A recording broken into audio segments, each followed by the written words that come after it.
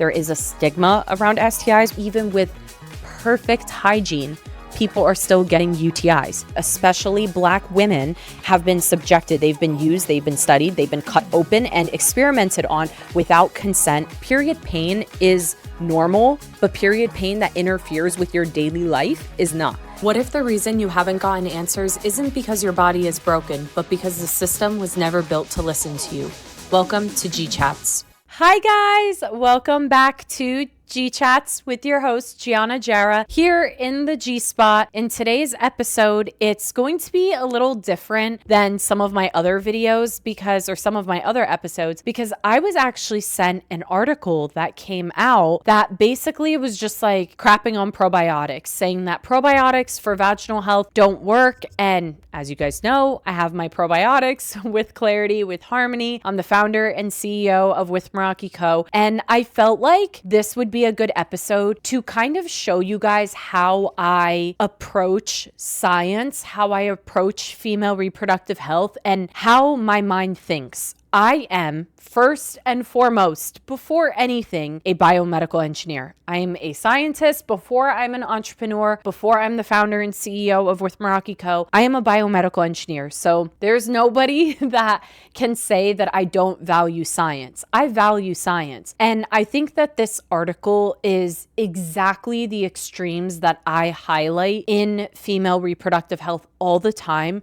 where it's science versus wellness, and women end up getting caught in the middle. Because the reason so many people end up in the holistic path is because the science field and medicine and so many doctors do unfortunately neglect their patients and kind of just say this is for me, for example. Now I understand not all doctors are like this. And because I've had bad experiences with some bad doctors does not mean that all doctors suck. It doesn't mean that medicine sucks, and it certainly doesn't mean that science isn't real. You can have a bad experience with a physician and understand that science is still real, science still matters, and the next step isn't to reject science and reject medicine. There is a time and a place for science and medicine. A little bit of my backstory. I feel like a lot of people probably already know this, but I struggled with recurrent UTIs. I just kept getting them over and over and over again. It was like once I got that first one, I just kept getting them. And every single physician that I saw was just so unhelpful. They all told me, yeah, women get UTIs all the time. Once you get one, you'll just keep getting them. This is normal. You'll grow out of it. I had these blanket statements thrown at me that made no sense. It didn't help me understand what was causing the UTI. Where is this bacteria coming from? How do I break the cycle? Because quite frankly, it's painful. I don't want to grow out of it. I don't want to be having this till I'm 30. I was 19 at the time. I was like, what if it takes me a decade to grow out of it? I don't want to deal with a UTI every month, every other month for 10 years. That's horrifying to me. That's so traumatic. There was no real guidance. And at this point, I was on so many antibiotic after antibiotic. And I started developing antibiotic resistance. The antibiotics stopped working for me. I was growing multi-strain E. coli at some point. I was having 2 different types of E. coli growing in my urine. So it was just becoming bad. And the next step was to see a specialist who was like, yeah, more antibiotics. We're going to do 6 months. And I remember at that appointment, I learned that people with recurrent UTIs usually take 2 paths. It's either an antibiotic dose every single day for a long period of time, which in my case was going to be 6 months. So antibiotics morning and night, or daily every single day for 6 months straight. Or if your UTIs are tied to sexual intercourse, which mine weren't, but if yours are, what they do is they give you an antibiotic bottle, and essentially you take 1 pill every single time that you have sex. That was insane to me. When I realized that at that appointment where she explained that those were the 2 normal standard paths, I was like, no, that cannot be the solution. That can't be the solution that we have, right? Especially at this point, I'm in my junior year of bioengineering at my university. I'm learning about antibiotic resistance, how important and scary it's becoming. And I'm just I don't know if popping an antibiotic pill every single time that you have intimacy with anyone is like the way that you're going to stop a UTI. Like your body, if anything, is going to form resistance. I mean, it's so backwards because we tell people, oh, if you have strep throat, don't stop taking your antibiotics because you feel good after 3 days because it can bounce back and you can build resistance. We tell people that when it comes to strep throat, but then when it comes to a UTI, we don't tell people that, hey, taking Macrobid every single time that you have sex isn't going to cause any resistance. Like, that doesn't make sense. Like, we don't tell people, like, hey, it's dangerous to just here and there pop an antibiotic. Like, what if someone's not active every day and they're active twice a week? Like, taking an antibiotic just on a random schedule because you don't have your like sex life planned out is not the way that you're going to combat a UTI. That it doesn't make sense. And so that was when I was like, I have to understand UTIs better. I need to understand why I'm having UTIs. Led me down this rabbit hole of like understanding that E. coli is a reservoir in the gut. That's where the E. coli that's causing your UTIs is coming from. And when you're taking these antibiotics orally, because you can't like inject the antibiotic into the bladder, they give you oral pills. When you're taking it orally and it's like systemically impacting your whole body, what you're doing is like, it's most likely that your first UTI likely came from E. coli overgrowing in the gut to begin with. Then you're taking antibiotics, which is going to further the imbalance in the gut. And yeah, you might kill off this overgrowth of E. coli in the bladder, but you're not really fixing the gut issue. And so it'll just continue to reseed and keep coming back. And that's why we see urinary tract infections come back over and over and over again. And something that's similarly being connected with yeast infections, where there could be yeast overgrowing in the gut and you could put vaginal yeast infection creams over and over and over again, but your gut might be reseeding the vaginal microbiome because there's this overgrowth in the gut that you're not correcting. Now, for me being a biomedical engineer, I have the skill sets, the credentials, the expertise to be able to then run experiments, which I did with a PhD professor by my side.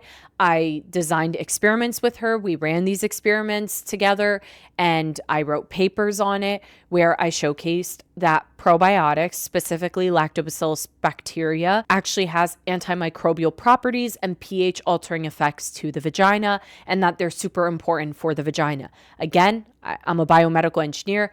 I have the ability to actually conduct real research.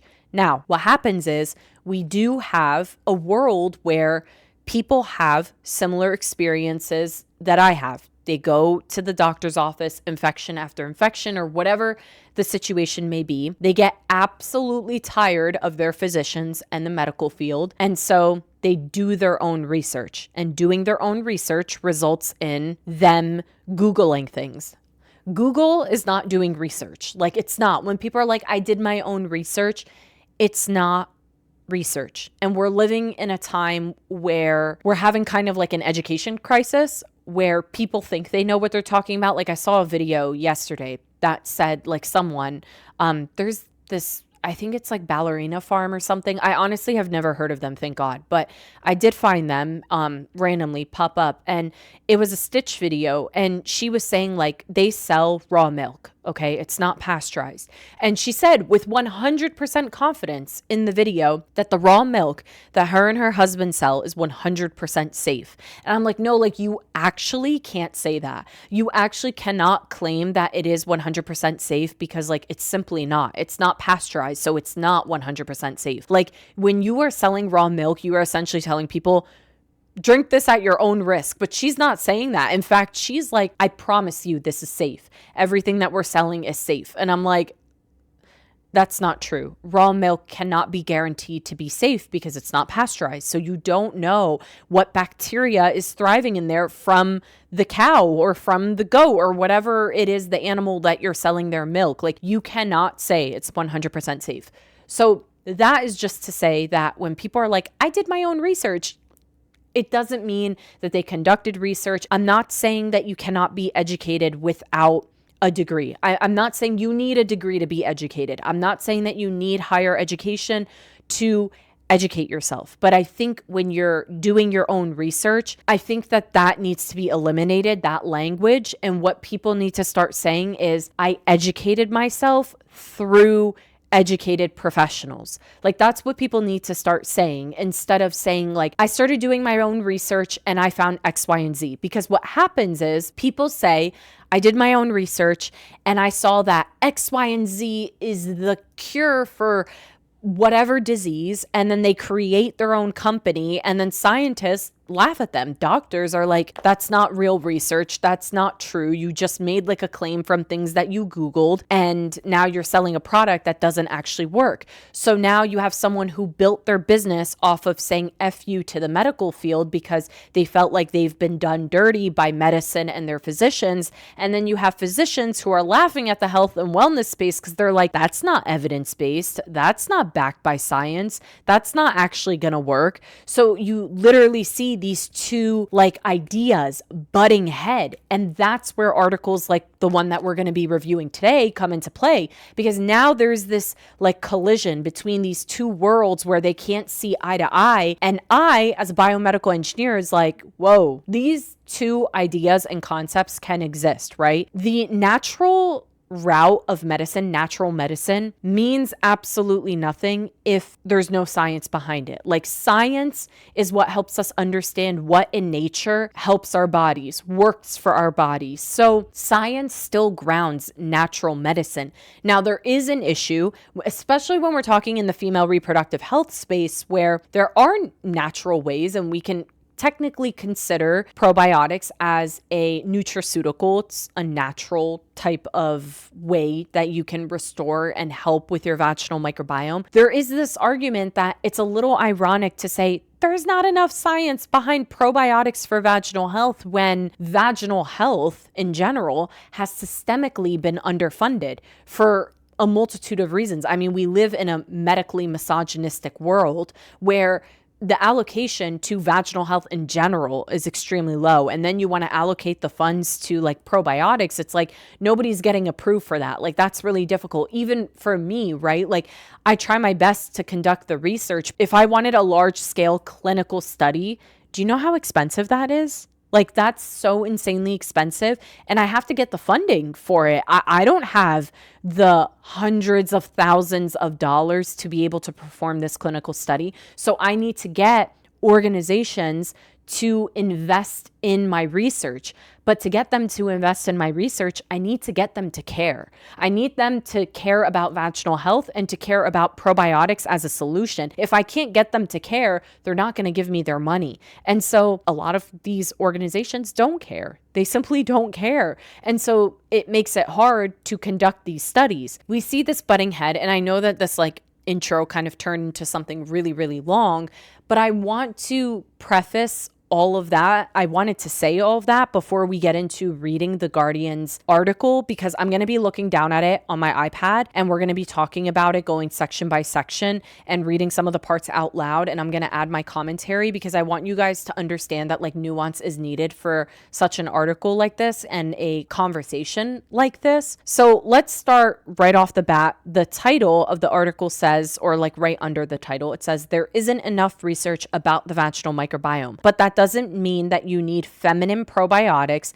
that companies are pushing. So I actually do agree with like part of this headline that's under the title. I do think that there are companies that are capitalizing on emerging science before it's like fully established. So I think that that's why we see some companies who do create probiotic gummies. Let's talk, for example, like Lemipur. Everyone knows about Lemipur. I've made videos about Lemipur before. They launched a vaginal probiotic gummy and then threw in pineapple in it and made claims like this is going to make your vagina smell and taste good, played up on the shameful or shame-based marketing and things like that, and said these claims on purpose to sell a product. The science for probiotics is one thing. We'll get to that. But then there are companies who like capitalize on this like blanket statement, or just like they'll hear that probiotics are good for the vagina and then just like make a crappy product and start selling it. It's the same thing with like cranberry juice, for example.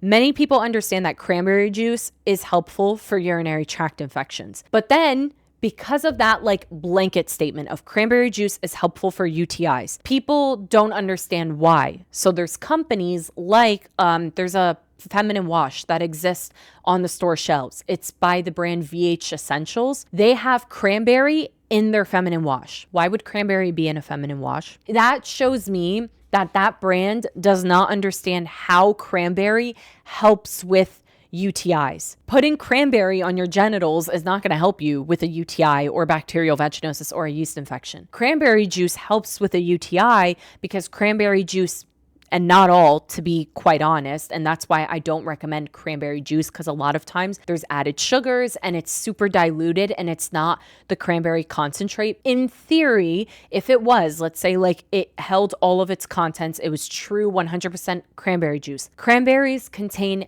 PACs, which are proanthocyanidins. Proanthocyanidins, specifically the ones in cranberries, because blueberries have them as well, but the ones in cranberries are a double bonded molecular structure that has been clinically proven to be able to attach to the epithelial cells in the urinary tract. And by attaching to the epithelial cells in the urinary tract, they can compete for adhesion against E. coli and help with flushing out and preventing. You can actually use the word preventing when it comes to PACs because it's been clinically studied. It prevents uropathogenic E. coli from attaching to the bladder wall and attaching to the urinary tract and causing a UTI.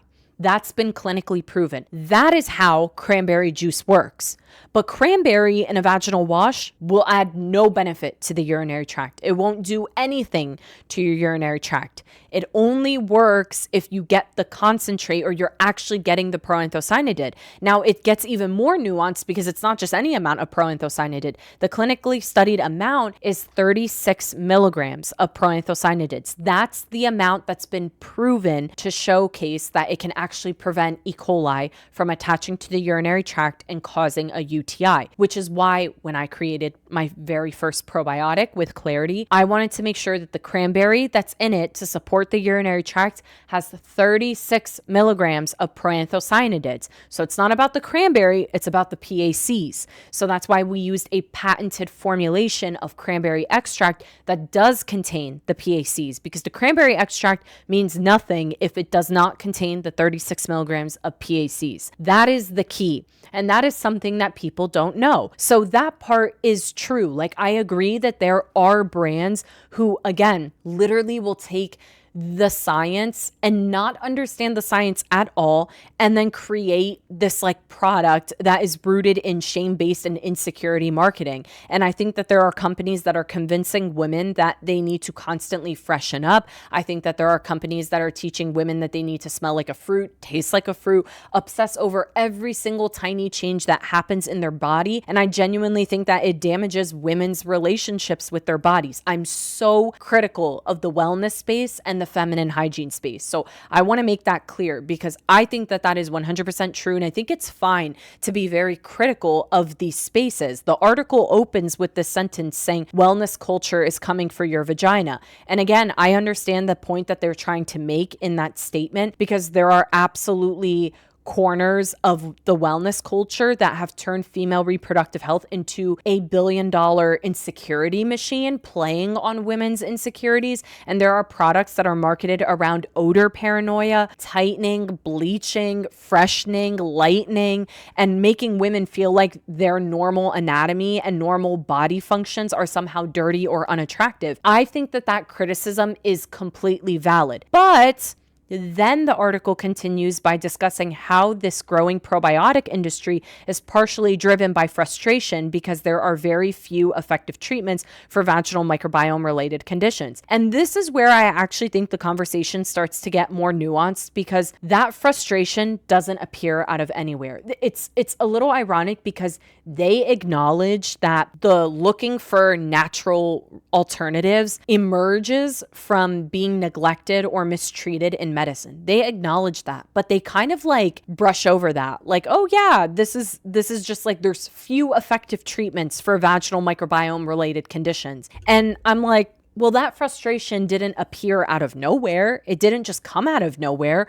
Women dealing with recurrent BV, UTIs, yeast infections, chronic irritation, vulvodynia, vestibulodynia, like all of these things, and years of antibiotic cycling are not imagining their experiences. Their frustration is 100% real and it's valid. And the lack of progress in treatment options is, again, it's very real. Even the researchers in this article quote and acknowledge that treatments for these conditions have remained largely unchanged for decades. They quote that. They acknowledge that. And I think that all of that matters because it is so easy to criticize consumer demand for products in this category without acknowledging the medical gaps that created the demand in the first place. And the article goes off to then say, but the science behind the vaginal microbiome is far from settled. Researchers still lack basic answers about how it works. I do agree with this. I'm still like, okay, I'm reading this, like I'm adding the nuance, but like I'm understanding, I'm agreeing. The vaginal microbiome is still an evolving field. As a biomedical engineer who studies this, I cannot sit here and say like, it is definitive, it's concrete, it's evolving. And my oath to this space is to continue following emerging science. I believe in like staying open-minded to science. I've talked about this before, but as science evolves and emerges, if I have to like reformulate one of my formulations so that it's better to keep up with evolving science, I will do that because that's what I do here. I pride myself on remaining open-minded. I hate when physicians, scientists, researchers learn something from 20 years ago in their education and new emerging science comes out and they reject it. They don't want to educate themselves on the new information, the new science. They're like, this is what I learned. This is how it was. That's what it is. It's like, no, that's not true. Like what we knew about endometriosis 15 years ago is different than what we know about endometriosis today. So there's gynecologists who got like very brief education on endometriosis and was told like, oh yeah, it's the endometrial lining growing outside of the uterus. That's what they were told 20 years ago. Now, today, we know that it is not your uterine lining tissue growing outside of your uterus. It is similar to the uterine lining, but it's uterine-like tissue. It's similar, endometrial-like tissue that's growing in other places of the body. It can literally be on your diaphragm. It can grow on your brain. It can grow in a million and different places. So it's not just like a reproductive disorder or reproductive disease. That science is now emerging, but you don't have scientific professionals being required to keep up with the science. So they just say like, this is what I learned. This is how it was. And they don't know about the new emerging science. I like to keep up with the new emerging science. And if it means that I change what I thought I knew 5 years ago, then yeah, I change what I thought I knew 5 years ago. Literally 6 years ago when I started this, Lactobacillus crispus was still very new in the research space. Lactobacillus rhamnosus and Lactobacillus reuteri were like the gold standard probiotic formulations or probiotic strains for vaginal health. Lactobacillus crispus did not have enough research. It's now gaining more research, and even that, I've kept up with it and I recognize that Lactobacillus crispus is very important for the vagina, but it's very unstable in an oral format. So I recognize that companies throwing it in just because it's gaining popularity, throwing it in an oral supplement doesn't mean that it's going to work. And it doesn't mean that these companies know what they're talking about because oral Lactobacillus crispus is incredibly unstable. But when you use it intravaginally, that's where you can see success. That matters as a researcher. That is how I think about my brand. That is how my brain works and how I think of wanting to keep up with the science and not just leech onto something that's trending to sell a product. Oh, lactobacillus is what makes the vagina healthy. Here's our reformulated probiotics with lactobacillus crispus in it so that it can actually make it to your vagina. And it's like, wait, no, right now there's no stability with lactobacillus crispus in the manufacturing process. So these companies using it, quite frankly, aren't having an active form of Lactobacillus crispus in their probiotic capsules. So they're putting it on the label and like putting it in their formulation just to do it because it's trendy, but don't realize that's like dead by the time it's encapsulated. That matters. So again, All of this is to say that, like, I do agree with this. The vaginal microbiome is an evolving field. We are still learning. We still need larger clinical trials, more strain-specific research, and more long-term outcome data and better understanding of how these ecosystems function. I think where these conversations sometimes become problematic is when people treat emerging science as pseudoscience. That's the problem that I have, as if they are automatically the same thing, because emerging science and pseudoscience are not the same thing. The article ends up moving into explaining what the vaginal microbiome actually is, describing it as a complex ecosystem of bacteria, fungi, and viruses inside of the vagina. It also discusses how, unlike the gut microbiome, where diversity is generally associated with health, the vaginal microbiome is somewhat unique because it's a simpler ecosystem dominated by Lactobacillus species, and it's associated with better health outcomes when it's dominated by Lactobacillus. This part is very important because this is not like a fringe wellness theory. Lactobacillus dominance is 100% associated, like that we know is associated with better vaginal health outcomes. That is well established in literature. That I feel like just like cannot be argued. It's well established. The article itself even acknowledges that lactobacillus depleted microbiomes are linked to bacterial vaginosis, increased STI risk, and adverse reproductive outcomes like preterm birth. Right there, even within the article, there is acknowledgement that microbial composition does matter. The vaginal microbiome absolutely matters. The article then says something else that I think is incredibly important. It says that researchers are still learning how and why these bacteria promote good health, and that understanding these mechanisms could eventually lead to therapeutics that mimic their effects. This is exactly why I think dismissing the entire category as wellness nonsense oversimplifies where the science is actually heading, because the article discusses how lactobacillus dominance contributes to a lower vaginal pH through lactic acid production. Again, we're talking about the mechanisms, like how lactobacillus actually works. So it acknowledges lactic acid production, which helps prevent the overgrowth of harmful bacteria. And this is another important nuance, because sometimes online conversations flatten pH into overly simplistic balance your pH nonsense and marketing narrative, when in reality, pH is often more of a downstream reflection of the microbial ecosystem itself. The article correctly points out that simply throwing acidic products into the vagina is not necessarily or durably going to fix the underlying bacterial community. And I couldn't agree more. I do agree with that. So when we're talking about how does lactobacillus work and talking about the mechanisms, and then we're talking about lactic acid, this is very true. Like, you can't just throw boric acid or apple cider vinegar because they're acidic and think that that's going to solve the problem, because the reason why lactic acid is important is because it comes from lactobacillus, and lactobacillus is what's regulating the environment. Then we get into the next section, and I think that this deserves the conversation. The article says, typically, the vaginal microbiome doesn't require any intervention. If you feel normal, it's likely healthy. The vagina is self-cleaning. And this is where I think reproductive health conversations become way too black and white and binary, because yes, the vagina is self-cleaning. But that statement is only true if the vaginal microbiome is balanced and functioning properly. Like, the vaginal microbiome being self-cleaning does not mean that the microbiome is magically stable under all conditions forever. We already know that asymptomatic imbalance does exist in the vagina.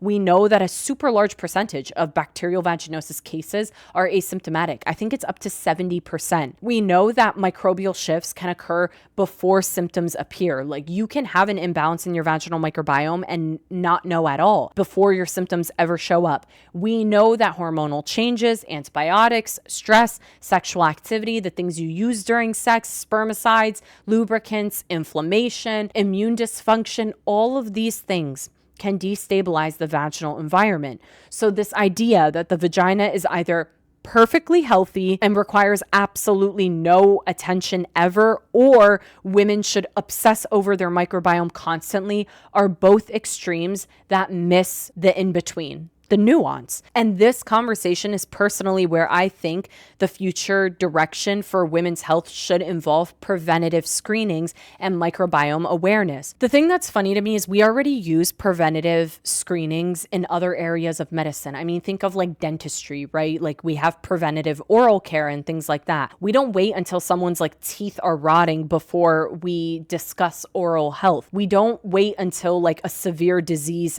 develops before doing preventative screenings elsewhere in the body. So I think that it's a little ironic that when it comes to the vagina, this article is creating this narrative that you like wait for something bad to happen for you to like take action with your vaginal health. I personally think that vaginal microbiome tests should be a part of regular gynecological exams. So normally you do a pap smear, especially in your early 20s. If everything's okay, you do a pap every 3 to 5-ish years. Some people it's 2 years, but the point is you don't need a pap smear every single year. You do a pap smear every few years. But you still have a regular gynecological exam every single year when you're of age. The gynecological exams should include a microbiome swab. We are evolving in science. Emerging science literally shows us that the microbiome of the vagina means something. That can't be ignored. We know that the vaginal microbiome means something. We know that it is important to overall reproductive wellness. I think it is absurd to not be including preventative wellness for the vaginal microbiome. We should at least check or screen the composition regularly to see what one's composition is made of and what's happening in their microbiome before they start experiencing fertility complications or they start experiencing discharge or odor or preterm birth. Like, why wait? Why wait until somebody is having these issues to then explore the composition of their microbiome when we know, and the article acknowledges that the microbiome means something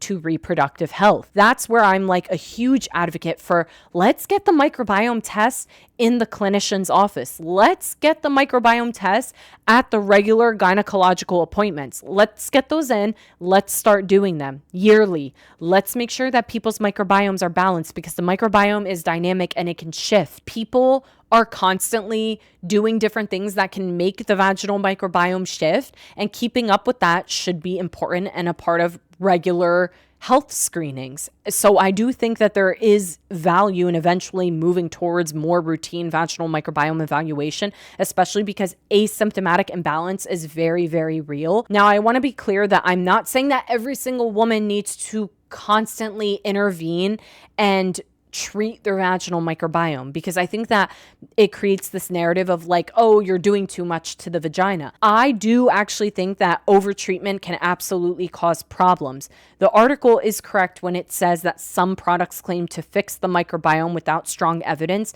and it is also correct to blindly throw products at symptoms without proper testing, because that can sometimes worsen the situation. I completely agree with that. The article moves on to discuss how antibiotics can disrupt beneficial bacteria, how douching and spermicides can destabilize the microbiome, and how certain factors like hormonal contraceptives may influence stability. Again, this is important because these are exactly the type of microbial ecosystem dynamics that scientists in this field are studying. The article itself is acknowledging that the vaginal microbiome can absolutely be influenced and disrupted. The question is how we responsibly study interventions that may support or restore it. That's the key. And we get to another important section where the article discusses how limited treatment options are and the lack of attention from medical professionals fuel the patient frustration and the interest in probiotics. This is a very important point that we already talked about, because I think a lot of people look at the vaginal wellness market and assume that women are simply being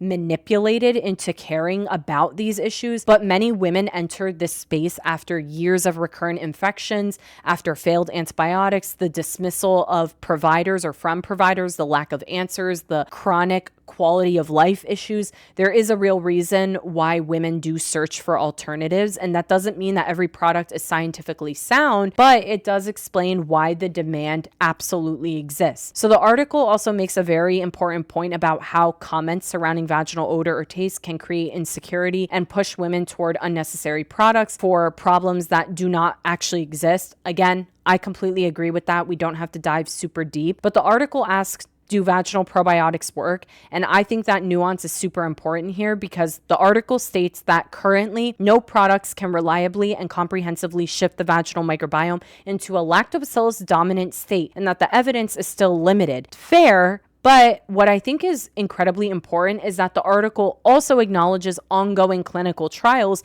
that are showing promise. The article specifically references a 2026 randomized clinical trial involving vaginal delivery of a multi-strain probiotic that restored protected bacteria for up to 12 weeks. This is my exact point. The field is evolving. Researchers are actively studying microbiome-based therapeutics because there is scientific potential here. But I feel like you can't say like, oh, probiotics are not credibly capable of restoring the vaginal microbiome. What about me, for example, who takes vaginal microbiome tests where I did have imbalance at one point, took my own probiotics, and now it's balanced? What does that tell you? I think like obviously more research needs to be done, but there's so many people that have had success. There's so much research that has shown that when you combine probiotics with like antibiotics for BV, the recurrence rate plummeted. Like there was a decrease in recurrence of BV, which is huge. That's huge to showcase us. I think that the language matters because saying the evidence is not strong enough yet is very different from saying this entire field is pseudoscience. That's like two very different statements that need to be like clarified. And the article also says that oral consumed strains may struggle to influence the vaginal microbiome because they might not survive the gastrointestinal tract. That is true. Not all probiotics are equivalent, and survivability matters tremendously, which was the core criteria that I built out when I talked about my probiotics and started my brand. So again, like the gut to vagina access is super important, and I really heavily considered that when I started my company with Meraki Co. The article discusses like supplement regulation and how companies can suggest benefits without proving disease treatment claims. Again, I think that this criticism is fair as well. I think the supplement industry absolutely needs stronger accountability, better regulation, because consumers deserve transparency, quality assurance, and proper testing and evidence-based formulations for sure. So I think critiquing how some supplements are sold is, and even probiotics, like I'm like, yeah, crack down on it. I mean, they could crack down on it and mine are great, but like crack down on it because there's other companies that don't have some great probiotics. Finally, I think that the ending of the article is actually incredibly telling because despite all of the criticism and the caution discussed throughout the piece, the researchers themselves do end on some optimism, which was nice. The article literally says researchers are ramping up efforts to better understand the vaginal microbiome and quotes one scientist saying she is very optimistic scientifically about the future for this. And that's how I feel as well. I think women deserve the nuance. I think women deserve science that is both critical and compassionate. I think that we should absolutely call fear mongering out, like 100%.